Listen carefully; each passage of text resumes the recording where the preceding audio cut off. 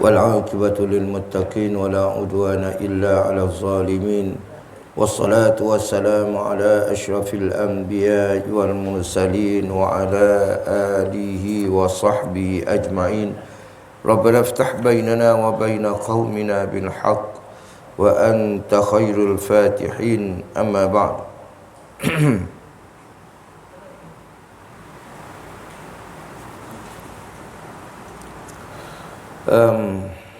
Yang dihormati Tuan Imam, Tuan Pengurusi Masjid, Barisan JK Masjid, tuan-tuan, puan-puan yang dirahmati Allah sekalian.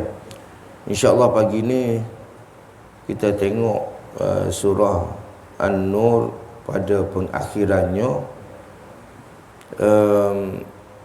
ayat 63 ke 64 lah? 64. Okey.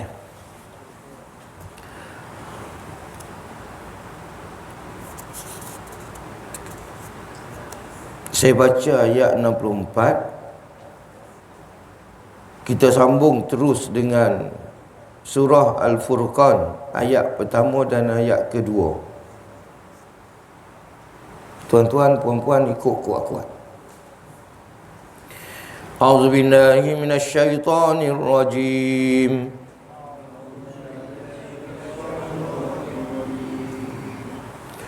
Ala inna lillahi ma fis samawati wal ard.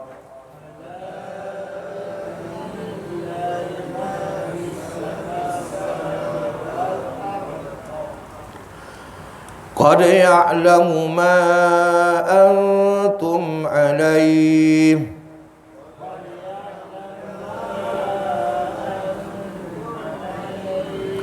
wa yawma yurja'una ilayhi fayunabbi'uhum bima 'amilu.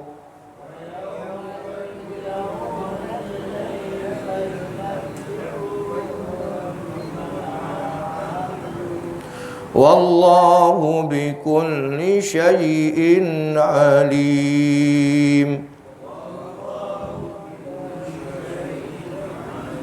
Bismillahirrahmanirrahim.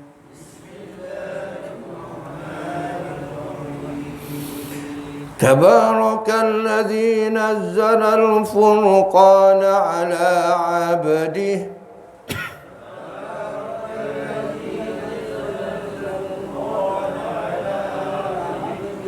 liyakuna lil'alamina nadhira.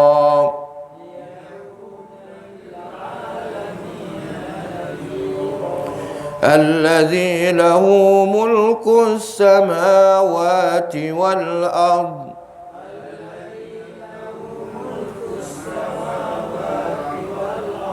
ولم يتخذ ولدا ولم يكن له شريك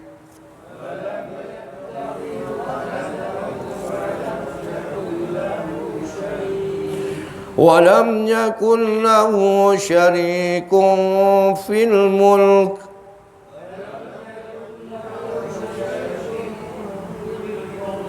وخلق كل شيء فقدره تقديرا.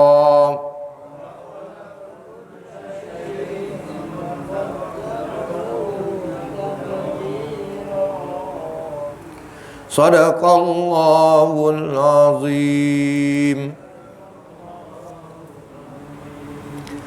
Allah Ta'ala berfirman pada ayat terakhir surah An-Nur yang berbunyi, Ala inna lillahi ma fis samawati wal ard.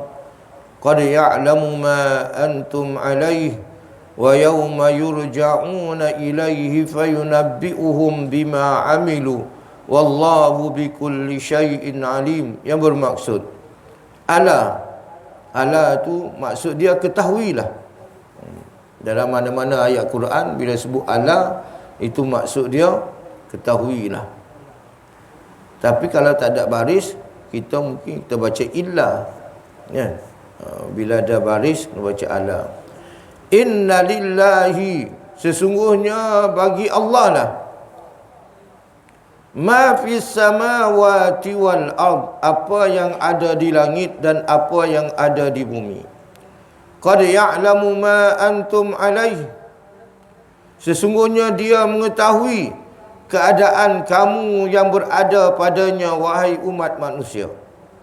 Wa yauma yurja'una ilaih, dan pada hari umat manusia dikembalikan kepadanya, fayunabbi'uhum bima amilu, maka akan menerangkan kepada mereka segala apa yang mereka lakukan. Wallahu bikulli syai'in alim, sesungguhnya Allah Maha mengetahui atas setiap sesuatu. Tuan-tuan dan puan-puan yang dirahmati Allah sekalian, ayat akhir surah An-Nur ini Allah Subhanahu wa taala nak bagi tahu pada kita kekuasaan Allah, bahawa apa yang di langit, apa yang di bumi, termasuk kita semua, diri kita adalah milik Allah Ta'ala. Apa maksud dia tu? Maksud dia jangan lawan Allah lah. Jangan lawan Allah, sebab semuanya milik Allah Ta'ala.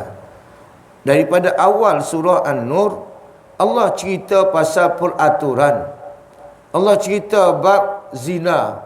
Allah cerita bab tuduhan berzina. Ingat lagi tuan-tuan, kan? Allah cerita kepada kita berbagai-bagai hukum, termasuklah macam mana peraturan dalam rumah, anak nak masuk bilik mak ayah macam mana. Semua peraturan-peraturan yang disebut oleh Allah Ta'ala itu, kita sebagai manusia kena ikut. Kita sebagai manusia kena ikut. Tak boleh kita, alah ni benda kecil je ni. Tuan-tuan, kalau benda kecil Allah Ta'ala tak cerita, kan? Ini bila Allah Ta'ala sebut dalam Quran, itu adalah satu benda yang patut diikut oleh manusia. Sebab apa? Sebab Allah kata qad ya'lamu ma antum alaih. Qad ya'lamu ma antum alaih, sesungguhnya Allah tahu apa keadaan kita sekarang. Tuan-tuan, kita nak mengundi sekarang, Allah tahu. Kita sedang buat apa untuk mengundi sekarang? Nah, itu cerita mudah, nak mudah faham. Apa yang berlaku pada kita pada hari ini? Kita dalam keadaan senang lenang, menikmati nikmat-nikmat Allah, makan, minum dan sebagainya, enjoy, pergi melancong sana sini, pergi jalan sana sini, jalan-jalan cari makan ke apa, semua Allah tahu. Kita dalam keadaan sakit ke sekarang, Allah tahu keadaan kita. Semua Allah tahu, tuan-tuan. Semua Allah tahu. Kita dalam keadaan tersepit, kita dalam keadaan huru-hara, kan? Lepas tu Allah kata wa yauma yurja'una ilaih, dan pada hari mereka dikembalikan. Siapa ni tuan-tuan? Kita lah. Kita kembali pada Allah Ta'ala. Tak ada seorang pun yang akan tinggal atas muka bumi ni, kan? Semuanya akan mati dan balik pada Allah Ta'ala. Pada hari dikembalikan, iaitu di padang mahsyar esok. Fayunabbi'uhum bima amilu, maka Allah akan menceritakan segala apa amalan yang telah kita kerjakan atas muka bumi. Apa yang kita buat.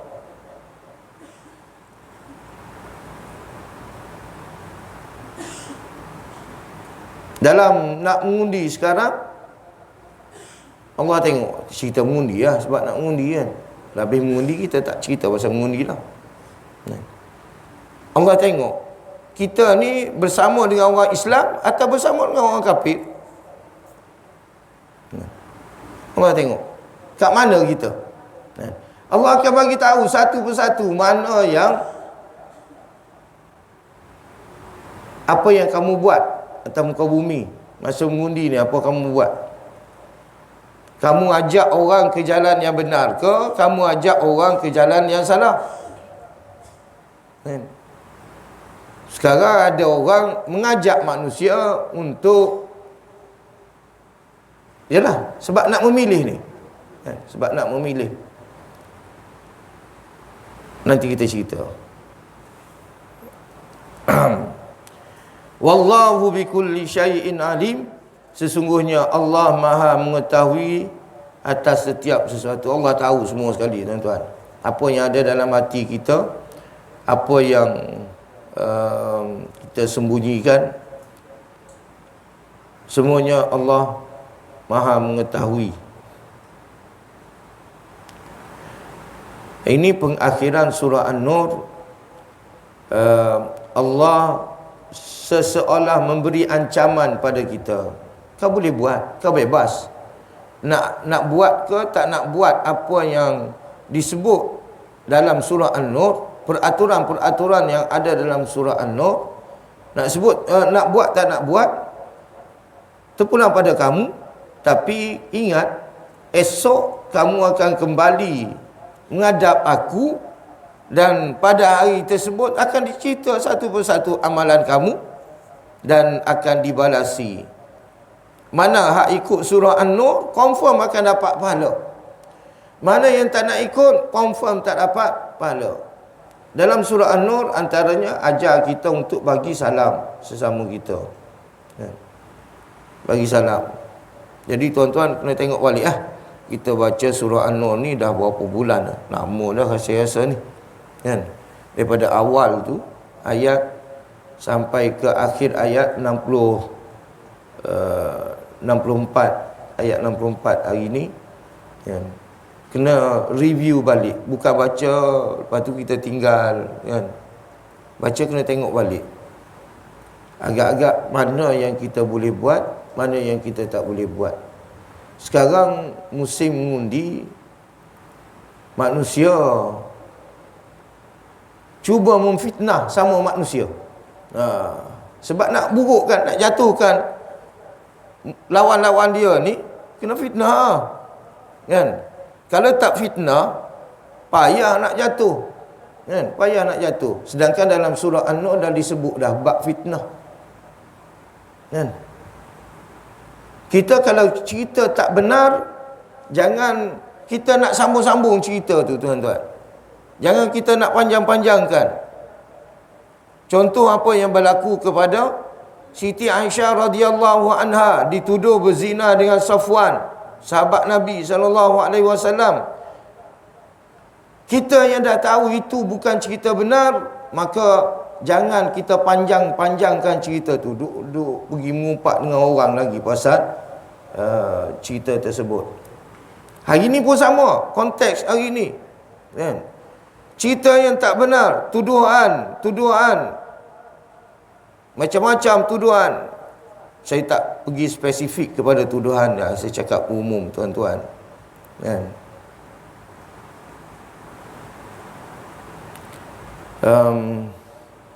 Kalau benda tu tak benar, jangan disebarkan. Jangan disebarkan, tuan-tuan. Okey. Jadi kena ikut peraturan yang telah disebut dalam surah An-Nur. Kalau kita ikut, insya-Allah kita akan dirahmati oleh Allah Subhanahu wa taala. Seterusnya, tuan-tuan, kita masuk ke surah Al-Furqan. Surah Al-Furqan. Surah ni saya rasa jarang sangat kita study. Jangan sangat orang mengajar surah Al-Furqan ni, kan? Surah Baqarah mungkin ada orang tafsir, surah Al-Imran, tapi surah Furqan ni jarang saya rasa. Okey, tuan-tuan, kita tengok surah Al-Furqan. Apa maksud Al-Furqan? Dalam ayat pertama tu ada perkataan Furqan. Ayat pertama, Bismillahirrahmanirrahim. Tabarakalladzi nazzala al-furqana ala 'abdihi liyakuna lil 'alamin nazira. Ada perkataan Furqan.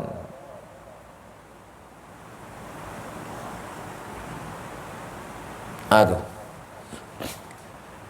Tabarakallazi nazzala furqan.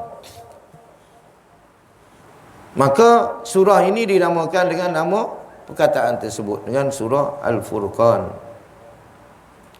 Nanti kita cerita apa maksud Furqan. Tuan-tuan, sebelum tu, Bismillahirrahmanirrahim, itu bukan ayat daripada surah Al-Furqan. Ini telah disepakati oleh ulama. Dia bukan ayat. Dia hanya pemisah. Daripada surah An-Nur nak masuk surah Al-Furqan, dianjurkan kita supaya baca Bismillah. Baca Bismillah. Tapi kalau tuan-tuan pergi Arab Saudi, dia orang tak baca dah Bismillah ni. Dia orang terus sambung je. Kan? Dia orang tinggal terus Bismillah. Terpulang kan? Itu khilaf ulama. Dan benda ni ulama kata sunat, bukan wajib. Bismillah ni tak wajib. Tuan-tuan nak baca, bacalah. Tak nak baca, sudah. Kalau tuan-tuan baca, tuan-tuan dapat pahala tak? Dapat pahala, tuan-tuan. Sebab Nabi suruh kita, kullu amrin zibalin la yubda' bi bismillah. Semua amalan yang ada ganjaran pahala, kalau kita tak mula dengan bismillah, maka pahala dia cacat, tak dapat penuh. Jadi untuk nak dapat pahala penuh, bacalah Bismillahirrahmanirrahim. Tak rugi. Berat ke nak baca Bismillah ni? Berapa jam agak-agak kena ambil masa nak baca Bismillah, sampai jadi malas nak baca Bismillah ni. Wish, teruk sangat lah. Kalau mengumpat orang, cerita hal keburukan orang sejam tu tak terasa. Tapi nak baca Bismillah berkira. Aduh, letih betul lah. Baca tuan-tuan, Bismillah, baca. Kemudian Allah Ta'ala sebut, Tabarakallazi nazzalal furqan ala abdihi liyakuna lil'alamina nazira. Maksud dia apa?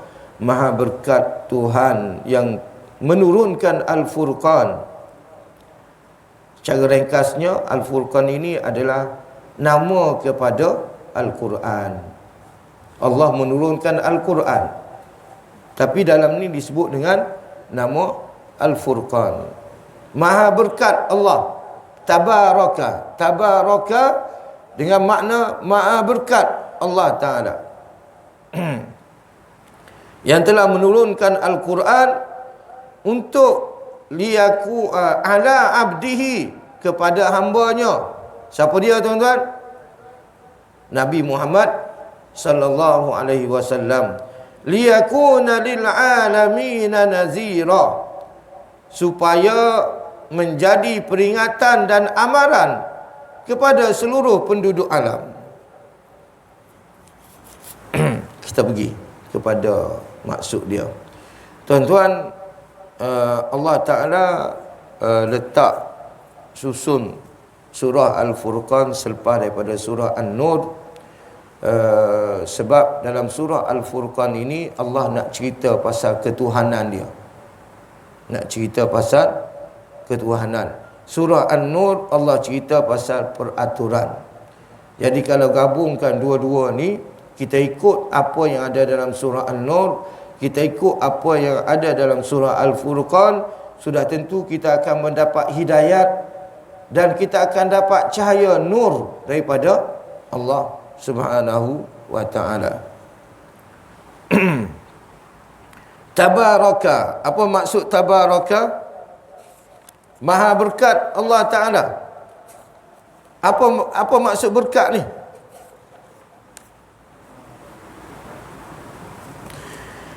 Berkat, kata Imam Sya'rawi, an yu'tika asy-syai'a, bahawa dia memberi sesuatu kepada engkau, minal khairi, daripada kebaikan, fauqa, melepasi, ma tazunnu fihi, apa yang kamu sangka. Berkat, kita ingat dapat RM30, kan? Tapi Allah bagi kita ratus-ratus ringgit. Oh, kita jangka RM30 je kita dapat. Saya sebut RM30 tu sebab RM30 tu famous masa nak mengundi. Kan? Tiba-tiba dapat lebih, alhamdulillah. Itu dia maksud dia berkat. Kan? Allah beri kebaikan yang lebih kepada kita. Tanam pokok cili, ingat boleh makan 2-3 biji je buah dia, cili tu. Kan? Tiba-tiba beratus cili dapat, kan? Tu, apa keluar buah beratus. Itu dia panggil berkat. Panggil berkat.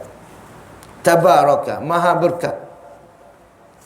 Kemudian kata lagi Imam Sya'rawi, tabaraka dengan makna ta'ala qadrahu, maha tinggi kekuasaan Allah Ta'ala. Tuan-tuan dah jumpa tabarak ni, kataan tabarak banyaklah. Surah Al-Mulk, kan? Tabarakalladzi, kan? Itu dengan makna berkat, maha berkat. Satu tadi, Allah bagi kepada kita lebih daripada yang kita jangkakan. Itu maksud dia yang pertama, berkat. Maksud dia yang kedua adalah ta'ala qadrahu, maha tinggi kekuasaan Allah Ta'ala. Maksud yang ketiga, tanzihun an shibhi ma siwahu, bersih Allah Ta'ala daripada sifat-sifat makhluk, tak sama dengan makhluk. Itu makna berkat. Dan maksud yang ketiga, azuma khairahu wa ata'uhu, besar pemberian ataupun anugerah Allah Ta'ala. Besar pemberian dan anugerah Allah Ta'ala. Tuan-tuan, dalam syurga esok, kita ingat dapatlah macam ni rumah-rumah, kan? Tak ada. Allah bagi lebih daripada kita, tuan-tuan. Lebih daripada yang kita jangkakan. Maha berkat. Itu dia panggil azuma ata'uhu, besarnya anugerah dan pemberian Allah Ta'ala. Itu dinamakan dengan berkat. Maha berkat Allah Ta'ala. Sifat Allah Ta'ala, tuan-tuan. Maha berkat. Tuan-tuan, manusia, cerita ringkas, manusia yang terakhir keluar daripada neraka. Manusia terakhir keluar daripada neraka. Orang last, dan keluar, masuk syurga. Diberikan untuk masuk syurga, kan? Alhamdulillah. Tapi kita tak minta, tuan-tuan. Kita tak minta jadi manusia yang terakhir ni. Tak larat, tuan-tuan, nak duduk beratus ribu tahun, juta ribu tahun, bilion tahun duduk dalam neraka tu. Tak tahan, tuan-tuan. Tak tahan, kan? Dahsyat sangat. Tapi ni nak cerita orang yang last, bila dia keluar daripada neraka, maka Allah bagi kepada dia syurga. Allah tanya pada dia, wahai fulan, manusia yang masa engkau hidup, engkau dengar manusia yang paling kaya tu tahap mana? Manusia yang paling kaya tu tahap mana? Kalau tuan-tuan sekarang, tuan-tuan dengar siapa yang paling kaya atas muka bumi sekarang? Bill Gates, kan? Berapa ratus bilion USD harta dia. Tuan-tuan, saya tengok di India sekarang, India, dahsyat, tuan-tuan. Ada seorang tu, dia termasuk antara yang terkaya di dunia. Dia buat apa ni, rumah dia. Dia buat rumah dia. Dah lama dah ni, tuan. Lebih pada 10 tahun. Dah lebih daripada 10 tahun. Dia buat rumah dia 25 tingkat bangunan. Nilai dia, sebelum sebut nilai, tingkat 1, apa yang ada di tingkat 1 tak ada di tingkat 2. Apa yang ada di tingkat 2 tak ada di tingkat 3. Sampailah tingkat 25. Tak sama, tuan-tuan. Dengan istana tu jauh, tuan-tuan. Kita istana raja kita tu dah hebat dah. Dia lagi dahsyat, tuan-tuan. Kos pembinaan rumah dia 25 tingkat ni bernilai 6 bilion. 6 bilion, tuan-tuan. Kita yang masuk akaun 2.6 bilion tu pun dah kecoh dunia dah. Ini 6 bilion untuk rumah dia saja, tuan-tuan. Kaya yang amat. Kaya yang amat, tuan-tuan. 6 bilion ni, kalau negeri 9 dapat 6 bilion ni, kaya negeri 9, tuan-tuan. Satu negeri kaya. Dia seorang je. Tuan-tuan boleh search dalam internet. Itu belum Bill Gates lagi. Bill Gates nombor 1. Dia ni nombor, saya tak ingat dia nombor berapa, tapi ada nombor lah terkaya di dunia. Allah kata dekat hamba dia tadi, aku akan bagi pada engkau 10 kali ganda yang tu. Subhanallah, tuan-tuan. 10 kali ganda. Itu orang last masuk syurga. Maknanya sampai hamba Allah ni kata, ya Allah, kau nak bergurau dengan aku ke? Kan? Tak percaya dia, tuan-tuan. Tak percaya dia akan dapat benda seumpama itu, tuan-tuan. Tak percaya dia. Subhanallah. Itu kira syurga paling rendah tu, sebab dia orang paling last kan. Syurga paling rendah, tuan-tuan.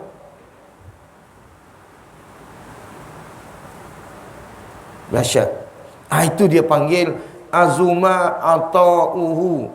Besarnya anugerah dan pemberian Allah. Dengan itu dinamakan Allah Tabarak. Sifat Allah Maha berkat Allah Ta'ala. Setakat tuan-tuan nak minta dengan Allah Ta'ala 1 juta, 2 juta, tak ada masalah, tuan-tuan. Doa je dengan Allah Ta'ala. Allah boleh bagi sebab Allah Maha berkat. Allah Maha berkat. Kemudian Maha berkat, boleh faham lah berkat Allah Ta'ala. Lagi nak bagi faham berkat. Apa maksud zakat? Zakat juga dengan maksud berkat. Kita minta Allah, berikanlah keberkatan pada kami ya Allah, berkatilah kami ya Allah. Berkat. Berkat ni dah jadi bahasa kita. Dan dah jadi doa kita. Apa maksud tu? Ya Allah, berkatilah hidup kami. Rahmatilah kami. Kan? Tuan-tuan, berkat ni, walaupun kita dapat duit sikit, tapi dengan sebab berkat, kita boleh hidup selesa dengan duit sedikit tu. Tu berkat. Duit yang berkat. Ada orang dapat duit banyak, tapi tak cukup-cukup, tuan-tuan. Sebab apa? Hilang berkat. Berkat dia hilang. Subhanallah.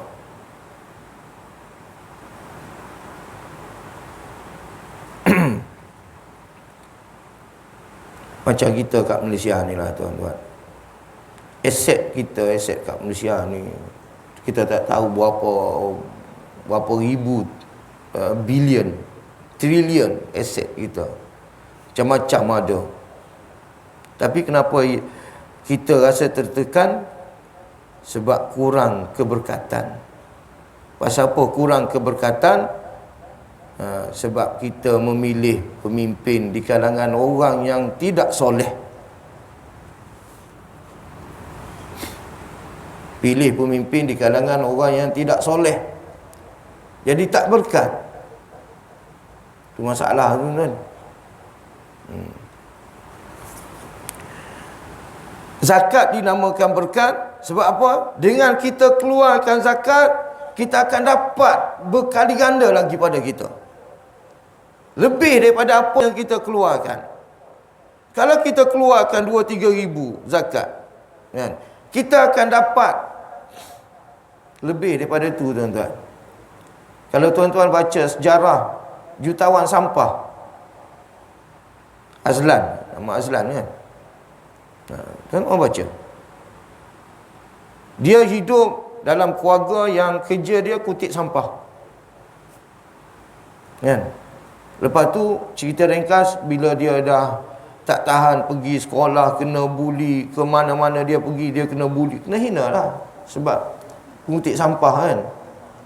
Dia pun keluar daripada rumah dia, pergi ke KL, bawa duit hanya RM1.50 je, dia kata, kalau ikut dalam buku dia tu lah, secara dia RM1.50 je bawa kan. Cari kerja dekat KL, Allah bagi pada dia jumpa dengan syarikat properties, syarikat hartanah. Jadi dia kerja kat situ. Cerita ringkas, masa kita tak banyak. First gaji dia dapat RM4,000. Dapat RM4,000. RM2,000 dia dermakan. Itu permulaan dia, tuan-tuan. RM2,000 dia dermakan. RM2,000 je dia ambil. Subhanallah. Dalam keadaan dia amat memerlukan. Dalam keadaan dia amat memerlukan duit itu, dia derma separuh, tuan-tuan. Maka pada hari ini dia dah jadi jutawan, dah ada helikopter sendirilah. Tu berkat, tuan-tuan. Dia panggil berkat. Kita keluar zakat, kita bersedekah, kita apa. Itu je nama berkat. Yang tu kita minta, ya Allah anugerahkan kepada kami keberkatan. Supaya umur kita berkat. Umur ni kalau berkat, kita akan guna umur kita ni untuk beribadat pada Allah Ta'ala. Tapi kalau umur tak berkat, dia akan guna untuk lara, lalai. Hari-hari karaoke, kat rumah ada set karaoke. Umur dah tua dah. Kan? Kerja hari-hari menyanyi. Degang, menyanyi. Kalau berzikir, okey juga. Selawat, okey juga. Ni nyanyi ni lagu-lagu lara, lalai ni. Kan? Dah tua dah. Saya duduk tengok tuan-tuan dekat majlis-majlis kenduri tu, yang duk menyanyi tu. Kadang-kadang orang tua je. Kan? Itu usia dia tidak diberkati oleh Allah Ta'ala. Dia tidak habiskan. Tuan-tuan, nak pandai menyanyi ni bukan kata masa tu dia boleh menyanyi. Maknanya dia dah berlatih kat rumah dia berapa lama dah. Dia menyanyi kat rumah dia tu. Kan?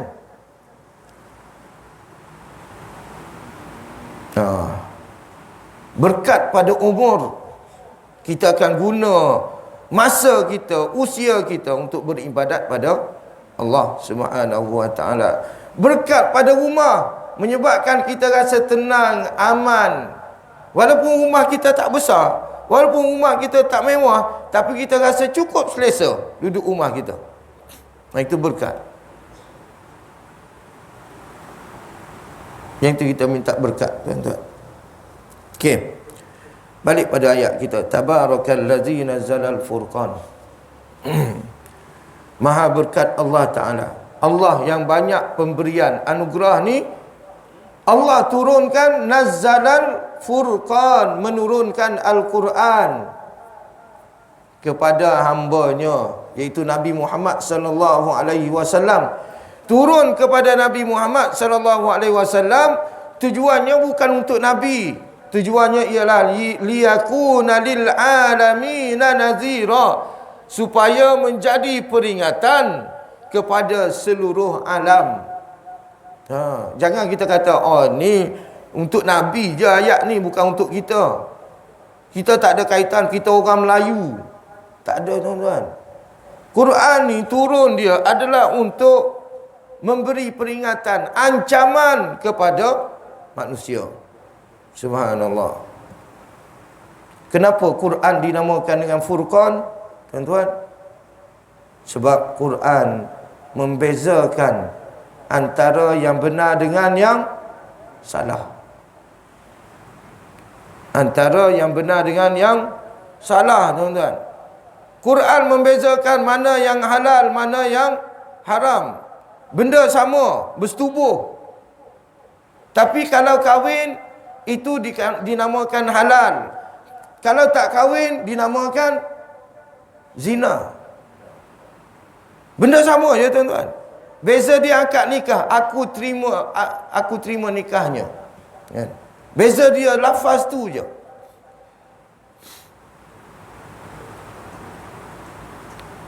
Okey. Masuk lagi kita pada mengundi. Sekarang kita ada 3 kumpulan besar.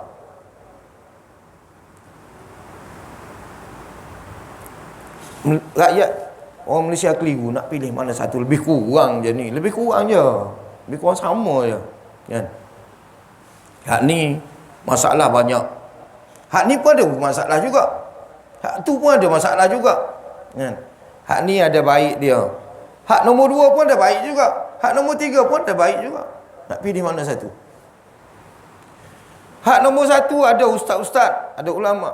Hak nombor 2 pun ada ustaz-ustaz, ada ulama juga. Hak nombor 3 pun ada ustaz-ustaz, ada ulama juga.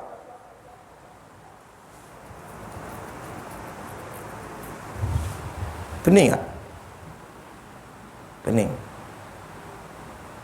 Quran kata nazalal furqan. Allah kata kami turunkan Quran nazalal furqan, membezakan mana yang benar, mana yang salah. Kenapa kita jadi keliru? Sebab tak ikut Quran. Tidak berpandu pada Quran. Allah kata wa in tanaza'tum fi syai'in, sekiranya kamu berselisih pendapat dalam sesuatu urusan. Hak ni bagi pendapat dia macam ni, hak ni bagi pendapat dia macam ni. Hak ni kata kumpulan A, parti A lebih baik. Hak ni kata parti B lebih baik. Hak ni kata parti C lebih baik. Lalu Allah kata farudduhu ilallahi war rasul. Kembalikan urusan ini kepada Allah dan Rasul. Maknanya balik tengok pada Quran. Dalam Quran dah sebut dah tuan-tuan.